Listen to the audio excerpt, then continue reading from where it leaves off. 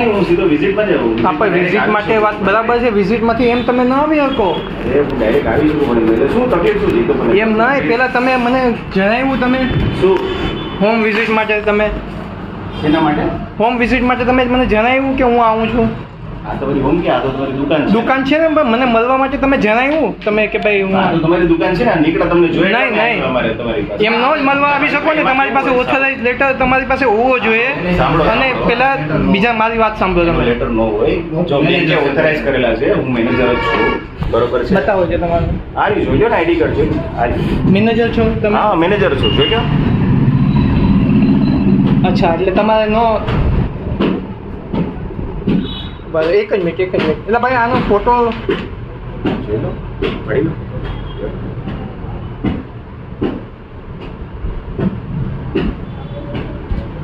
એટલે તમે એમ કહો કે તમારે જરૂર ન પડે ઓથોરાઇઝ ભાઈ ફોન કરવાની જરૂર ન પડે, તમારા ફોન કરવાની જરૂર ન પડે. બાકી હોય ને એટલે ડાયરેક્ટ કસ્ટમરને અમે visit એવું ના કરી હોય, શકીએ. એવું ના હોય, કાંઈ વાંધો નહીં. હું તો આ હું ઓનલાઈન કરીશ, એવું કંઈ નથી.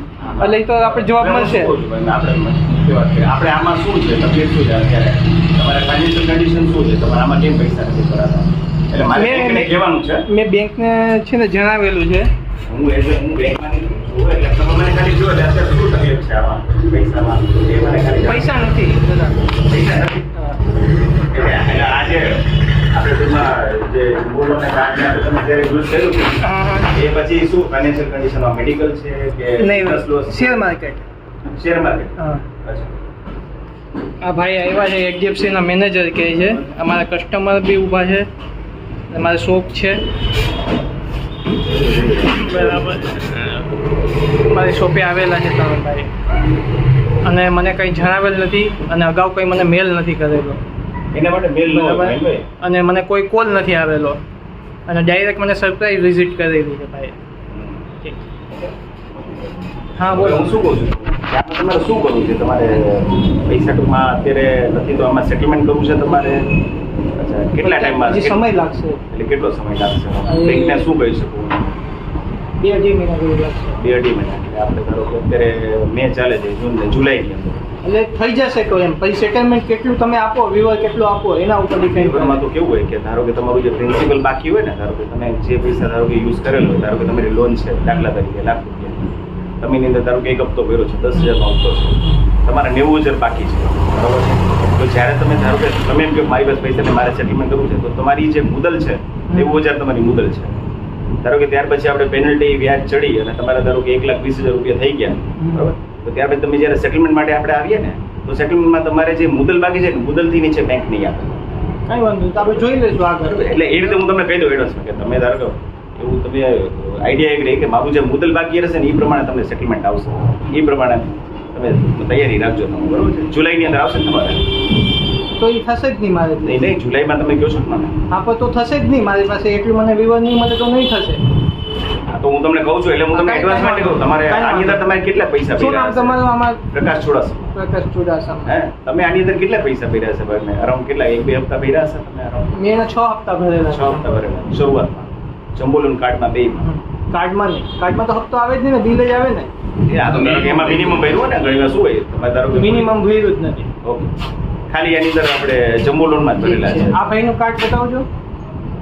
આ ભાઈ, ઓલા ભાઈ કોણ છે?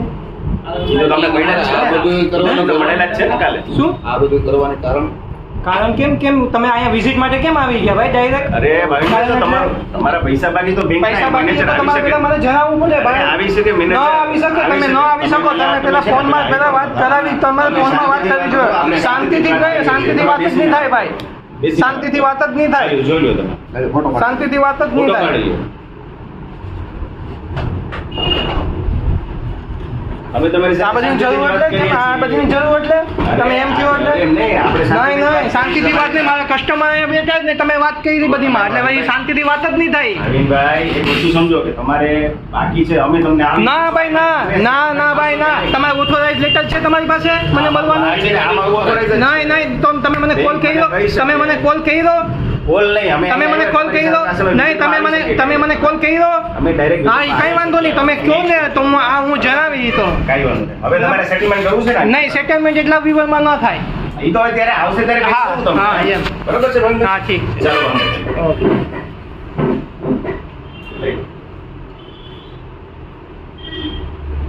કાર્ડ મેળે પણ રૂપિયો ભરેલ નતું. હા. અને સંપૂર્ણ નાખણી કરેલા છે. પછી ભરવાનું. ટૂંકમાં બેંક સાથે ફ્રોડ કરવા માંગે છે.